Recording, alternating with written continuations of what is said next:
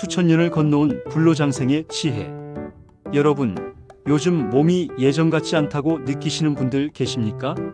아침에 일어나는데 몸이 무겁고 계단 몇 칸만 올라도 숨이 차고 예전에는 거뜬했던 일들이 이제는 버겁게 느껴지신다면 오늘 이 이야기를 꼭 끝까지 들어주십시오.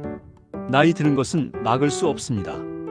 하지만 어떻게 나이 드느냐는 이야기가 다릅니다. 같은 나이인데 어떤 분은 얼굴에 생기가 넘치고 걸음걸이도 가볍고 눈빛도 살아있습니다. 반면 어떤 분은 실제 나이보다 훨씬 늙어 보이고 늘 피곤하고 기력이 없어 보입니다. 이 차이는 어디서 오는 걸까요? 오늘 저는 그 답을 수천 년 전 고대 지혜에서 찾아보려 합니다. 바로 중국 고전 중의 고전, 소녀경입니다. 소녀경은 중국 황제 시대에 쓰인 책입니다. 황제가 소녀라는 이름의 여인에게 건강과 장수의 비결을 물었고 그 대화를 기록한 것이 소녀경입니다. 이 책은 단순한 양생서가 아닙니다. 인간의 몸과 마음, 에너지와 자연의 이치를 깊이 통찰한 동양의학과 철학의 정수입니다. 한 가지 먼저 말씀드려야 할 것이 있습니다. 소녀경이라는 이름 때문에 혹시 다른 내용을 떠올리시는 분들이 계실 수도 있습니다. 하지만 소녀경의 핵심은 부부간의 음양 조화를 통한 건강 보전, 에너지 관리, 호흡과 명상을 통한 장수법입니다. 오늘 저는 그 안에 담긴 진짜 건강 지혜만을 뽑아서 전해드리겠습니다. 오늘 이 이야기가 여러분의 남은 인생을 더 건강하고 활기차게 보내는데 작은 나침반이 되어드리길 바랍니다. 첫 번째 비법 접이불루, 에너지를 새지 않게 하라. 첫 번째 비법은 접이불루입니다. 한자로 이어지되 새지 않는다는 뜻입니다. 조금 쉽게 풀어서 말씀드리겠습니다. 우리 몸 안에는 정기라는 에너지가 있습니다. 한의학에서 정기신이라고 부르는 것 중에 정, 즉 정수로운 에너지입니다. 젊었을 때는 이 정기가 넘쳐 흘렀습니다. 밤새 일해도 거뜬하고 며칠을 쉬지 않고 움직여도 다음날 아침이면 거뜬히 일어났습니다. 그런데 나이가 들면서 그 정기가 줄어들기 시작합니다. 소녀경은 이것을 항아리에 비유합니다. 젊을 때는 항아리가 가득 차 있습니다. 그런데 세월이 흐르면서 항아리에 조금씩 금이 가기 시작합니다. 아주 작은 금이지만 그 금 사이로 소중한 물이 조금씩 새어나갑니다. 이것이 노화입니다. 그렇다면 어떻게 해야 할까요? 두 가지입니다.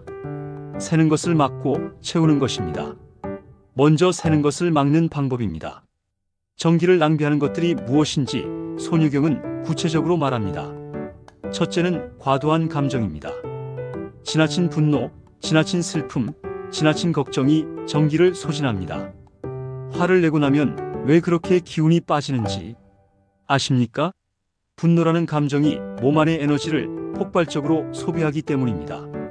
한의학에서는 대노상간, 즉 크게 화를 내면 간이 상한다고 합니다. 둘째는 무리한 활동입니다. 물론 적당한 운동은 필요합니다. 하지만 나이가 들수록 몸이 보내는 신호를 들어야 합니다. 젊을 때 습관대로 무리하게 움직이면 정기가 빠르게 소진됩니다. 소녀경은 말합니다. 나이 든 사람은 물처럼 살아야 한다고. 물은 거슬리지 않습니다. 부드럽게 흐르면서 낮은 곳을 찾습니다. 그러면서도 결국 바다에 이릅니다. 셋째는 지나친 욕심입니다. 더 가지려는 욕심, 더 높아지려는 욕심, 더 인정받으려는 욕심. 이런 욕심들이 마음을 들쑤시고 몸을 긴장시킵니다. 만성적인 긴장 상태는 코르티솔이라는 스트레스 호르몬을 분비시켜 몸을 노화시킵니다. 현대의학도 이것을 인정합니다. 이제 채우는 방법입니다. 소녀경은 정기를 채우는 가장 좋은 방법으로 음식, 수면, 그리고 자연과의 교감을 말합니다. 제철에 나는 음식을 먹고 해가 지면 쉬고 해가 뜨면 일어나는 자연의 리듬에 맞추어 살고 흙을 밟고 바람을 맞으며 자연 안에서 시간을 보내는 것. 이것이 정기를 채우는 가장 근본적인 방법입니다. 에너지를 새지 않게 하는 것. 단순하지만 이것이 불로장생의 첫 번째 비법입니다. 두 번째 비법 음양의 조화, 온기가 생명을 살린다. 두 번째 비법은 음양의 조화입니다. 음양이라는 개념이 어렵게 느껴지실 수도 있습니다. 쉽게 설명해 드리겠습니다. 세상의 모든 것에는 두 가지 성질이 있습니다. 낮과 밤, 더위와 추위, 움직임과 고요함, 남성적인 것과 여성적인 것. 이 두 가지가 서로 균형을 이룰 때 비로소 건강하고 생명력이 넘칩니다. 어느 한쪽으로 치우치면 균형이 무너지고 건강이 흔들립니다. 손유경에서 말하는 음양의 조화는 단순히 남녀 사이의 이야기만이 아닙니다. 오늘 저는 그 중에서 현대를 사는 우리에게 가장 와닿는 부분을 말씀드리겠습니다. 바로 온기와 교감의 힘입니다. 여러분, 혼자 사시는 어르신과 배우자와 함께 사시는 어르신의 건강 차이가 통계적으로 얼마나 나는지 아십니까? 연구에 따르면 배우자가 있는 경우 심혈관 질환 발병률이 낮고 치매 발생률도 낮으며 평균 수명도 더 깁니다. 단순히 누군가 옆에 있기 때문이 아닙니다. 정서적 교감, 즉 온기를 나누기 때문입니다. 손을 잡는 것만으로도 혈압이 낮아진다는 연구가 있습니다. 스트레스를 받은 상황에서 배우자의 손을 잡은 그룹과 혼자 있던 그룹의 뇌 반응을 비교했더니 손을 잡은 그룹에서 스트레스 반응이 현저히 줄어들었다고 합니다. 손을 잡는다는 단순한 행위가 뇌에게 안전하다는 신호를 보내고 몸을 이완시킨다는 것입니다. 손유경은 이것을 수천 년 전에 이미 알고 있었습니다. 부부가 서로 따뜻한 손을 맞잡고 다정한 눈빛을 나누며 서로의 부족한 기운을 채워주는 정서적 교감이 최고의 보약이라고 했습니다. 그런데 배우자가 없으신 분들은 어떻게 하실까요? 손유경의 음양 조화는 꼭 부부 사이에만 해당하는 것이 아닙니다.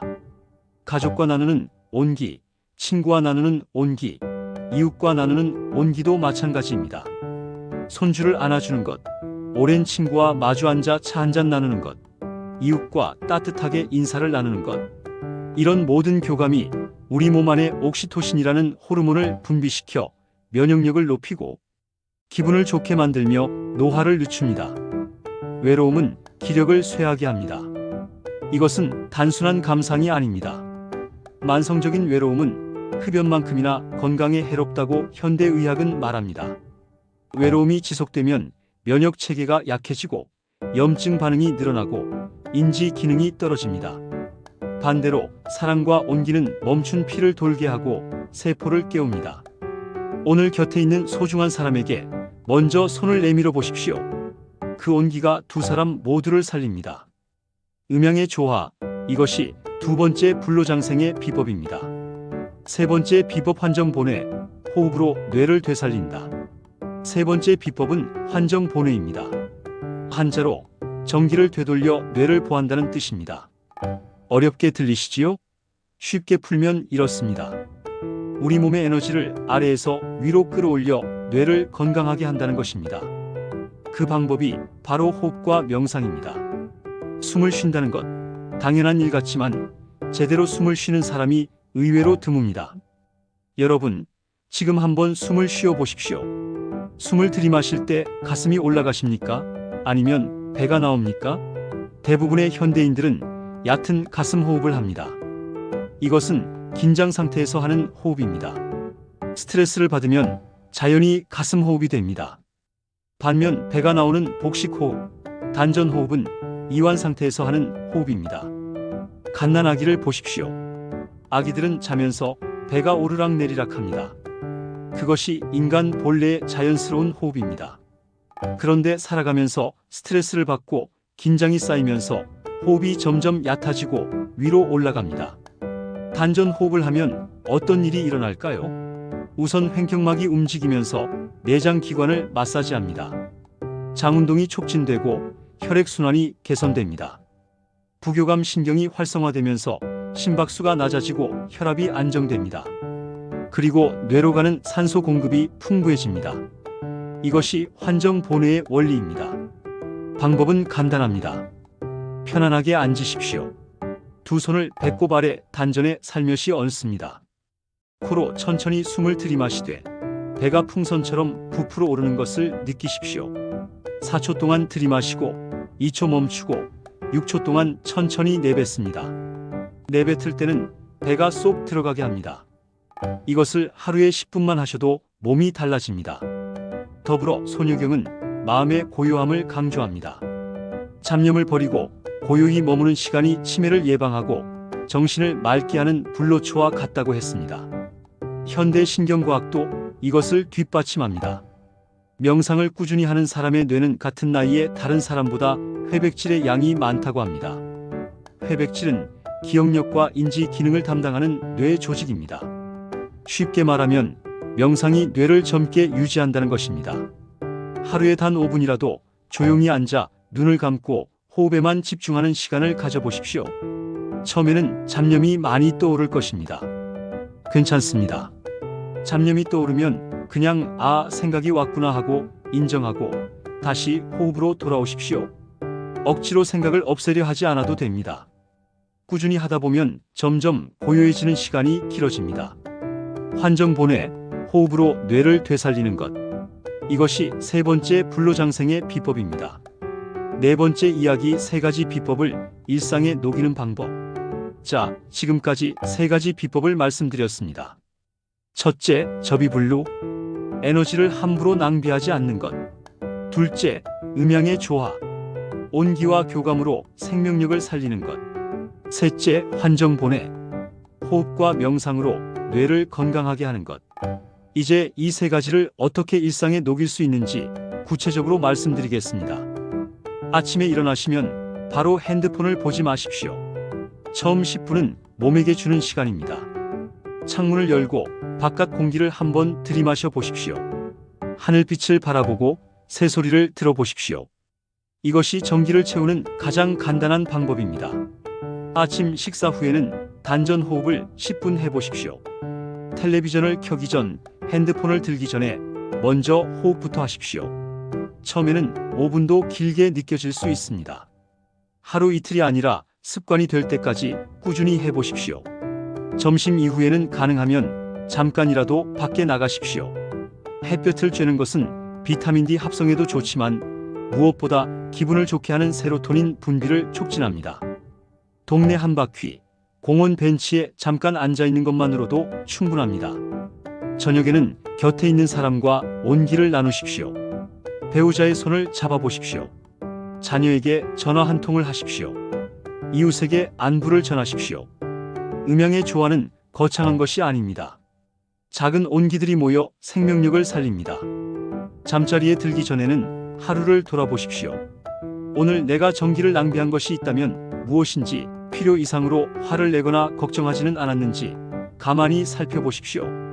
그리고 내일은 조금 더 여유롭게 살겠다고 마음먹으십시오. 이 짧은 자기 성찰이 삶의 질을 놀랍도록 바꿔놓습니다. 손유경의 지혜는 결국 이것으로 모입니다. 내 안의 에너지를 소중히 여기고 곁에 있는 사람과 따뜻하게 연결되며 몸과 마음을 고요하게 유지하라는 것. 수천 년 전의 지혜이지만 오늘을 사는 우리에게도 그대로 유효합니다.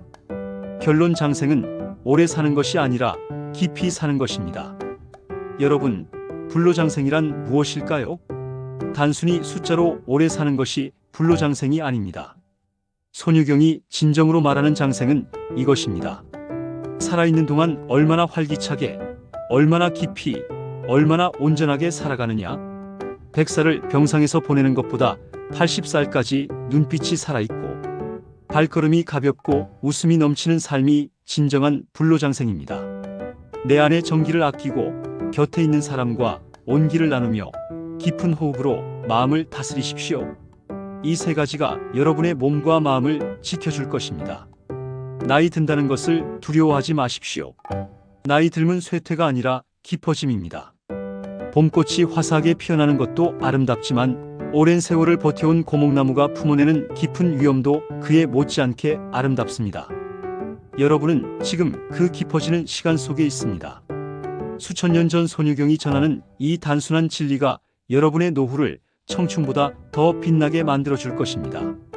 오늘부터 이 세 가지 비법을 하나씩 실천해 보십시오.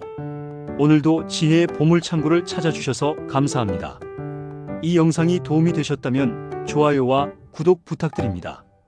건강한 노후를 꿈꾸시는 소중한 분들께 이 영상을 나눠주세요.